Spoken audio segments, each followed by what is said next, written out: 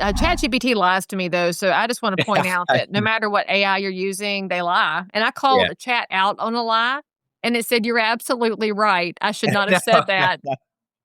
I It's know. like, you hate the little machine. I know. I'm Leigh Brown. This is Real Talk with Leigh Brown. And yes, it's a Real Talk episode because I got my friend Robert Arauco on here from HomeStack. He's built an amazing technology product that protects privacy for real estate clients out there. But in addition, he's absolutely willing to run down many little rabbit holes with me since, I happen to be a coincidence spotter, which some of y'all might call a conspiracy theorist, but it's mostly come true. So if you want to have a wildly wet conversation, this is it. Plus, if you are a professional realtor, this is a tool you need. And if you're a consumer, ask your realtor about it because, frankly, y'all, Zillow's got too much data and too much power. So why not claw a little bit back so you can be a better fiduciary? Enjoy this conversation with Robert, and I'll see you on the other side. You should probably tell people who you are and what you do, and then we'll pick a topic as we usually do. Yes. I'm Robert Arauco. I make organic candy for Halloween. Visit. Wait a minute. No red dye 40, right? Because No red dyes. you're a smart household. Yeah. No natural flavors. None of that. RFK approved. It's a Maha approved Halloween candy life. It's approved. No. But that'd be, I'm sure there's a market for that for sure. I'd buy it. I do buy some candies that are like that. They're a little more expensive, but it's worth it. Because kids, Trader Joe's makes conversation hearts that don't have red dye 40 in them. It's got beetroot in it instead, so the beets are the natural color. They don't taste nary a bit like a regular Brock's conversation heart, but I like it. And even though Trader Joe's is kind of half communist, I enjoy it. So it's possible to find your Maha approved candy out there. So you should start that side hustle. You have plenty of businesses. Just make another one organic, good candy. Yeah. No, it's a thing for sure. We've been eating clean for 5-6 years and for real feel better. And my face, like I looked at my face when I was in my 20s and I was arguably had more muscle mass and things, but my face was really puffy. And that was from the inflammation just from drinking and eating, toxins and all that stuff. All right. So did y'all get seed oils out of the house? Pretty much. Yeah. We cook with tallow for the most part. Grass-fed. Tallow is so good for your skin. Holy smokes. Yeah. I need to talk about some lady sent me some. Her daughter makes tallow skin cream and she sent me a sample and it's so freaking good, which is, y'all probably can't tell, but the bags would be much worse if it weren't for the beef tallow. So anyway, you're getting off the seed oils and eating cleaner. It's your whole family? Yeah, my whole family. It's funny now because we adopted my 2 older daughters. So they've been with us 7 years. And when we got them, it was like hot Cheetos every day and all the bad foods, which I grew up on too. And then I learned. No, we grew up on different bad foods. My parents were like, I was eating Twinkies, you name it, everything, right? So now they actually look at the ingredients. Like they don't like, they're like, I don't want to be like, they're like, I'm like, all right, cool. We're they're learning. I love it. So that's good parenting right there. Doing our best. That's for sure. I got 4 girls. So, it's a busy house. How old are they now? So, 15, 14, almost 7 and almost 2. So if you don't keep the hormones out of their food, you will be an island in a very, very unruly ocean of lots of choppy waves. There's lots of cinnamon and turmeric teas going around. And, I'm like, oh, that works. All right. I kind of do that anyway for immunity. So might as well just give it. Inflammation. Turmeric takes care of the inflammation. It's crazy. Yeah.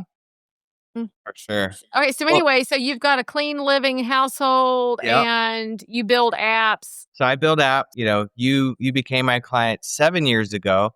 Haven't aged, by the way. So I'm not just saying that. Thank you. I'm also not your best user because I forget a lot of the technology I sign up for. So, hey, anybody out there who signs up for things and doesn't use it well, you're my people. Well, we have a client that has a radio show and does podcasts. And the only change she made is she started talking about her app at like the beginning or end of the show. And she's generating like 10 to 50 downloads each, show that she does. And then this is obviously creating conversations and real estate comes up and all that. So I should get my QR code and attach it to my episodes or something because I forget all these things. What's the secret to that, by the way? What is the secret to using the technology you sign up for? Because that's the information my listeners need because I know they're just like me. Yeah. The secret is, number one, like, do you want from like an overall spectrum or the HomeStack app? Overall and Overall. HomeStack. So you can go macro and then we'll go micro. Yeah. Overall, do what's easy to begin with. And then just try to build habits. Like it's like anything. It's like exercise. It's technology.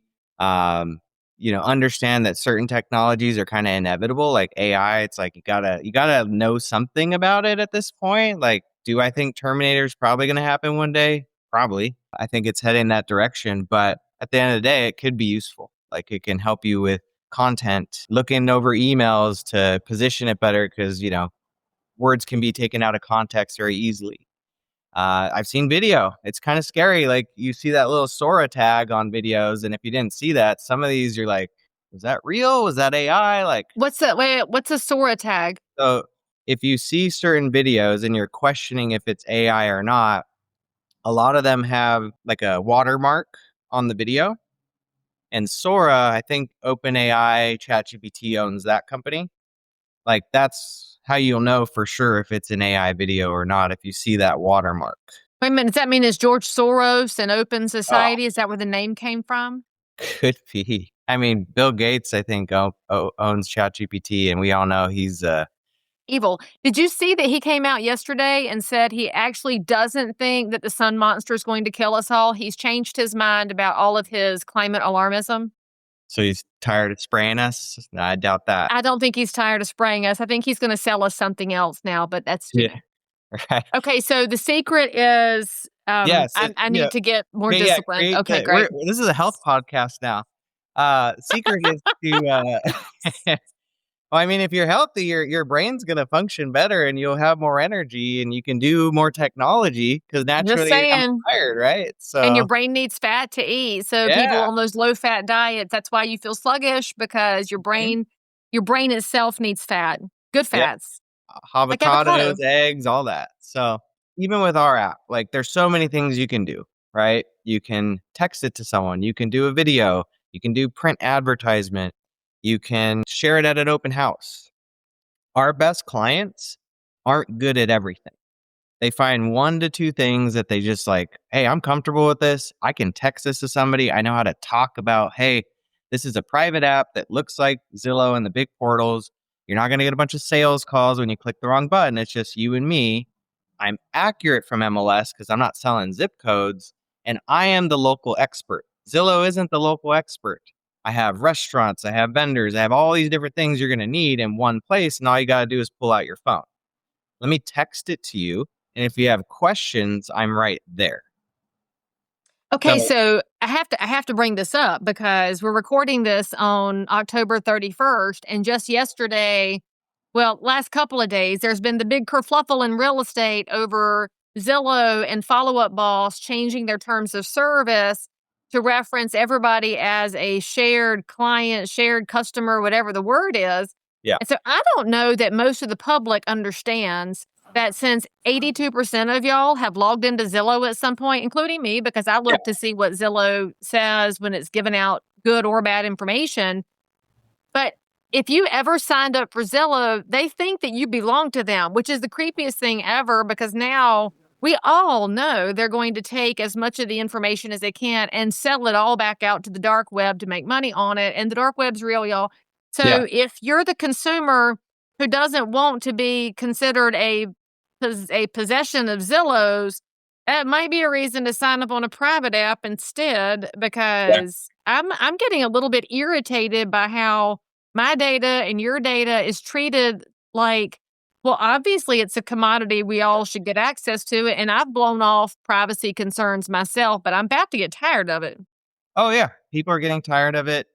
And this is that resource. I mean, it didn't happen overnight. We've been building for 14 years. We're turning down a ton of money, not selling, Really?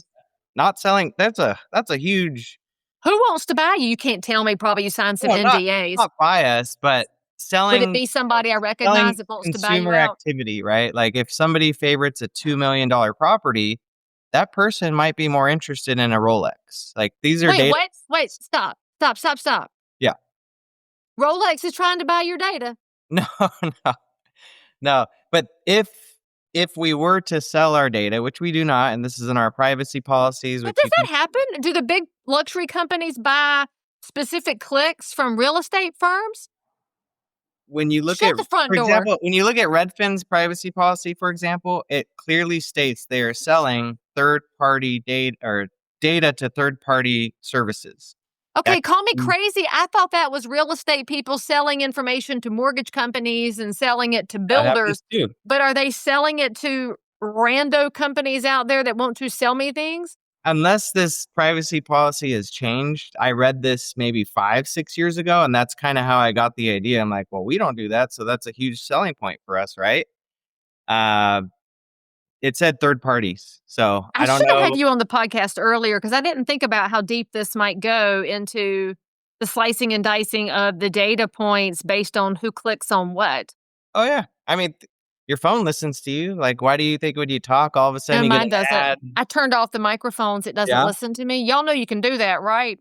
If you go in and turn off the microphone in Facebook Messenger, that's the worst Oh one. Turn yeah. off that microphone. It won't listen to you as much. Oh Listen to yeah. my husband, though. I let it listen to him so we can get It suggestions on his phone. it's Amazon. It's a lot of them, but I don't know exactly where the data's going. I just saw third parties and people. At the end of the day, you're earning the trust of a consumer for one of the biggest purchases of their life or investments of their life, right? So you already kind of have that going for you. So when you layer in, hey, I know you want this type of technology. That's why I've invested in it to look similar to the experience you're looking for. But these are the problems I'm solving. It doesn't just make sense for them, but it creates a long-term opportunity for you. The tool is designed to close deals now and interact and collaborate and provide resources with a click of a button, but it is also designed to make sure that person comes back to you over the long run for a referral or a new investment because you're on their mobile device and you're engaging them with push notifications.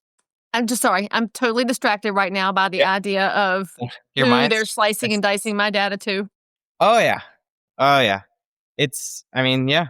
Data's king slash queen. So and it with AI, it's gonna change a little bit. Like we're baking into our system, you'll be able to talk to our AI. You'll be able to say things like, "Hey, I want to live by a golf course. This is the type of lifestyle I like. Build a search around this." Okay, so who's training the AI? Because I I've I still think we're gonna see a major fair housing problem because of who trains the AI and Yeah, then what the consumer puts in that may be in conflict with fair housing and protected classes. And is AI gonna think it can avoid the rules because it ain't a person? Does it have a license? I mean, I still think we are in the early days of how dark this is gonna get. yeah. Got to see how that all works out, but we're always on the cutting edge of like compliance and making sure we're following safety rules and putting bars on it. Like at the end of the day, AI isn't going to replace all of the developers and all of people in marketing and certain types of jobs. You're always going to need the conductor of the AI, and the conductor is the one that puts the guardrails on and navigates the direction it's headed. But HomeStack at one point we were like, yeah, we're going to be 100 200 person company at one point. Right now we're at about 20. With AI, like I could see us maybe hitting 50, 75 maybe.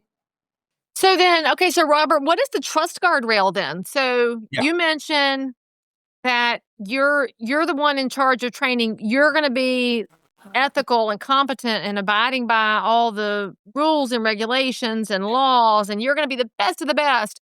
So how do you guardrail for that when we've seen places like X where Elon didn't fire all of the shifty shady people in the background and they're still doing nefarious things with the the back end, how do you safeguard, or do you just have a high level of trust for your people?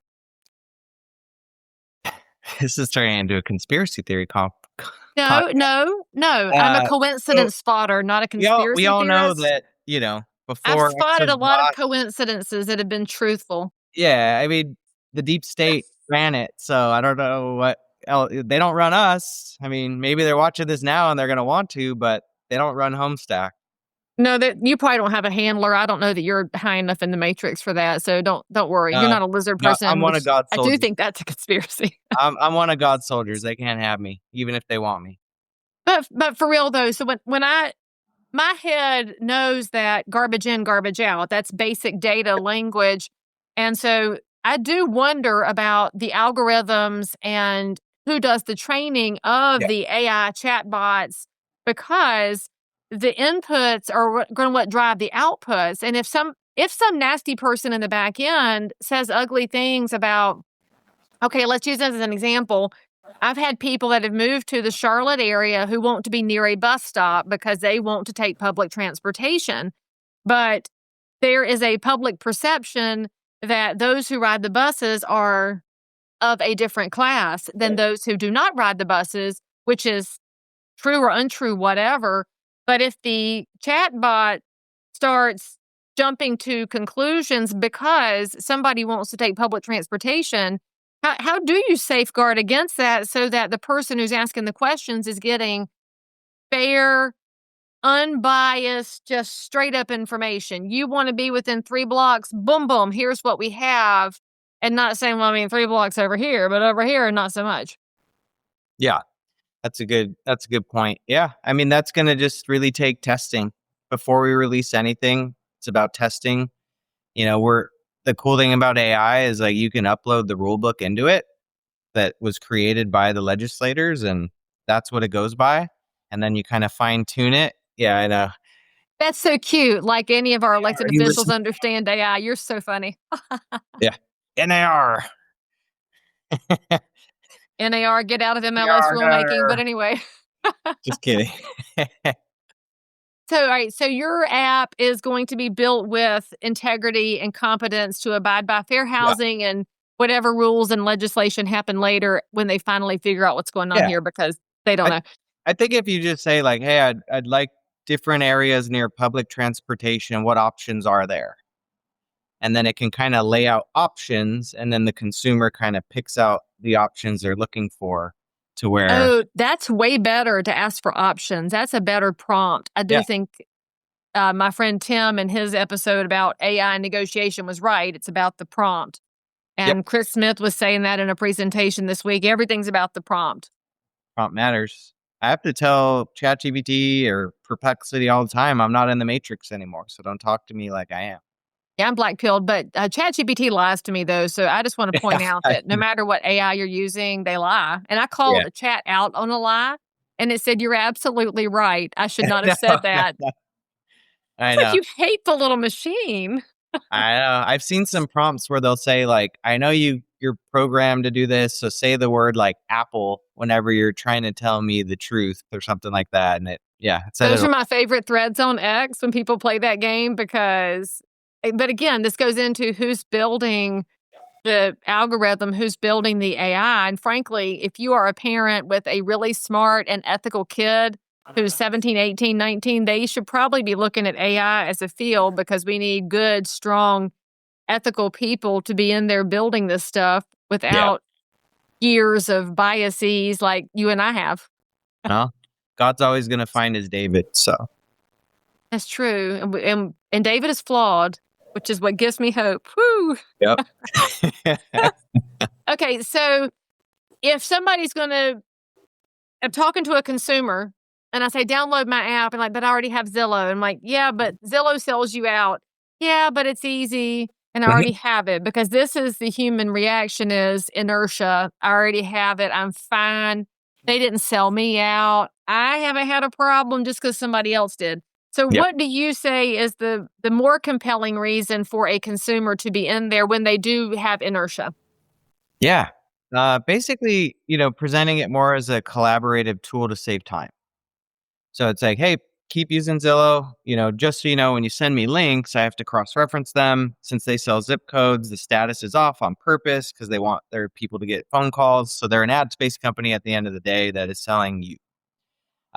If you use Zillow, do me one favor and double check the status in my app to make sure it is active. And then we're going to build these folders together of neighborhoods and school districts, and we're going to place these homes in the neighborhoods. And I'm able to easily set up showings. And you'll notice that the communication's easier here than a text here, an email here. All this stuff's scattered right now and unorganized. This keeps it simple. Chances are you're going to switch to my app anyway because you'll get frustrated, one too many times with the status. So basically, I was just writing down, we can use HomeStack to fact check Zillow. Correct. That's a pretty compelling use because I know as a realtor, when one of my buyers says, how about this one that they found on Zillow? And I look it up, I'm like, it sold a year ago. It sold 2 years ago. Where did you even find this? Because Zillow recycles things. I'm sure it's by accident, but they do it to generate leads and business for their paying subscribers. And that's really frustrating to the consumer because they get their little hopes up over a cute house that's not available. Mm-hmm. And that's when I say it's not perfect. It probably had termites, and so don't get excited about it. Yeah. All right. In the event that a large player, for example, the Compass/Anywhere proposed merger, and Refkin's up here on stage promising if you like your doctor, you can keep your doctor, because that's all I can hear when he's talking are the biggest lies ever told about Obamacare. And so he's making all these promises, but we know that the sheer combined volume of Compass and Anywhere, if 25%. separated from our multiple listing service, will make our data inaccurate at best and unusable in practicality.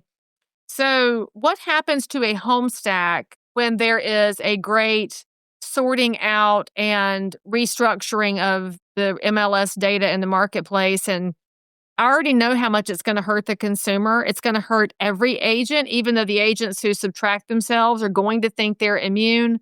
Yeah. Spoiler alert, nobody will be immune from the devastation in the market. But what does a guy like you do, and what happens to your app when the data gets compromised?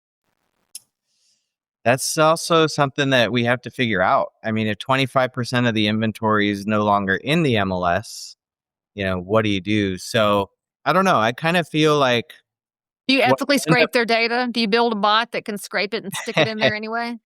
Maybe. They have Saudi money, so now you're looking at lawsuits. But yeah, no, there's always going to be a way. I mean, if that were to happen, I think it would hurt them more than help them, because you'd have 75% of realtors that would be upset, and they're going to now outcast the 25%, and then you're going to get turnover from Compass joining that 75% because they don't want to be outcasted any longer. In a market where we all need each other, that's the craziest thing about all of this, is that we are in inherently a collaborative business. And I like the Compass and Anywhere agents in my marketplace. I like being able to work with them. And so if they go a separatist route, that hurts me and it hurts them and it hurts the consumer. I hope they are really thoughtful about the downstream consequences of messing up our data source.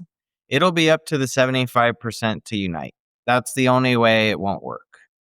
Because again, you're going to have Compass agents and Anywhere agents that like you, and now you don't talk to them because of what's going down. I'll still talk to them. I would never cut out my fellow agents. I love them. Like, you guys are hiding the data, so like we got to do something. Why don't you just leave and come over here? I know. I'll go to the lunch and learn, and I'll say, bring me a flyer of your house like we used to do 30 years ago, and we'll just have a swap meet like we used to did. Hey, that's one way of doing it too. You're on the inside somehow. It's to be seen, but that is definitely a concern. And then I've heard theories of like, because Anywhere is, number one technically, is that now does this classify as like a monopoly situation where number one and number two combine? And then I've heard other theories where, because Anywhere is all these separate companies. Well, I mean, they didn't interfere with the whole Redfin rocket thing, so I don't know that they'll interfere because we are a bunch of 1099s and because there is so much mobility in the agent marketplace. But I wonder, because it's just when the other changes have happened, so if you look at going from, well, when the brokerages got together to create the MLS and create the book, and then when the book went to the internet, all of that happened before AI. And so I'm only halfway joking when I wonder if there's not going to be somebody who creates an AI version that just scrapes everything and creates a different kind of MLS, which is just a, for lack of a better term, it'll be a Wikipedia of houses, and it's not going to be verified by a realtor. They're not going to be under any bylaws or any kind of regulatory behavior amongst members so that you're not violating fair housing and you're providing fair opportunity. I I think AI is going to be a game changer for what the next version of the MLS looks like. And this is the first time I've said that out loud because I haven't thought about it in that way, but thanks for making me think about it in that way. So maybe there is actually hope for us little independents because AI might be our devilish friend. It's going to be, that double-edged sword. And I know we've talked about God already, but God uses evil too to get his way. So if that's driving this evil entity towards his ultimate direction, that's going to happen. Well, God doesn't use evil, but God He- allows evil to Yeah, exist in the he world. knows the end result, basically. It's like, all right, I'll let you do your thing, and then boom. We know who wins. Satan gets locked up. It's fine. He gets thrown into the pit. That's fine. All right. So do you create AI chatbots and programs? We leverage different AI components. I need you to build one. Do you know how to build it? Because I need you to build a skill set. I need an AI tool in one of my businesses. So can you help me with that? Personally, I can't, but our dev team. Come on, Robert. Come on, our man. dev team knows what to do. Okay, so we'll talk offline. I got a business proposition because I've now thought of a great idea that we should totally get into action because it'll be wildly helpful. Yeah, let's hear it. Well, I'm not doing it here because one Yeah. of my listeners or viewers will totally steal it Yeah. and then make all the money. And maybe they'll be like, oh, I got this from Leigh Brown. And that's all I will get for it. And so, no, I can't give away everything anymore. Robert, if somebody listening to this wants to find out how they can talk to you about HomeStack, how they can create a privacy barrier for their clients through real estate, and how they can find one of these tools that will just help them build a stronger business, what is the best way for people to reach out to you?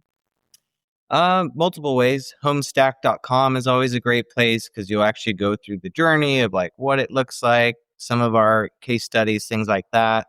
Our YouTube channel has a lot of great content, Homestack apps, Instagram. But yeah, Homestack, like if you're into more of like the YouTube shorts and all that, we have just real people talking about what they're doing with their system and it's working out well. And just to kind of, close thoughts on this, the search component's great. The resources, the AI, that's all amazing. But if you really think about why Rocket bought Redfin, Movado was purchased by a lending company. Now Zillow Flex is going full speed and they're pushing people to their lending services.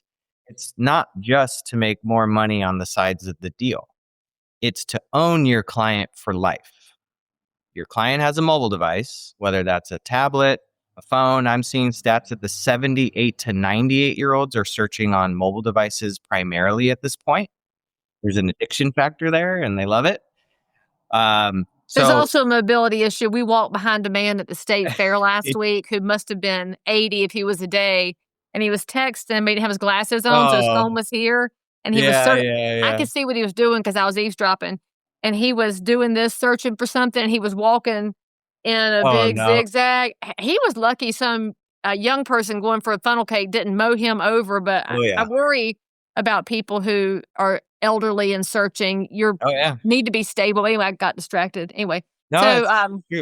People are searching. They need HomeStack, and you don't have a YouTube short from me because I'm terrible at using my product. But we'll get better. Then I can make you we'll YouTube get you shorts. Some YouTube shorts. I'll do better. Where I was going is the next phase of our technology is your client's asset will live in the app. They'll get the market reports, all the stats. You can add your refi programs with your lenders. Equity calculators, you can tweak that, AI driven numbers. So it's a real number. The clients can add their remodels and all that. And instead of, your clients having their asset live on these other systems, or maybe it's on both, when they do things and need things, you see it and it always goes to you. So we're helping you to own that client for life as well. Well, Robert, thank you for what you're doing to help professional realtors build more sustainable businesses and also protect the best interests of the consumers who use us, because they do deserve to have a little privacy and good data while they're doing their housework. So thank you for what you're doing, and thank you for providing a great product that I'll do my best to use more so I can talk more intelligently about it.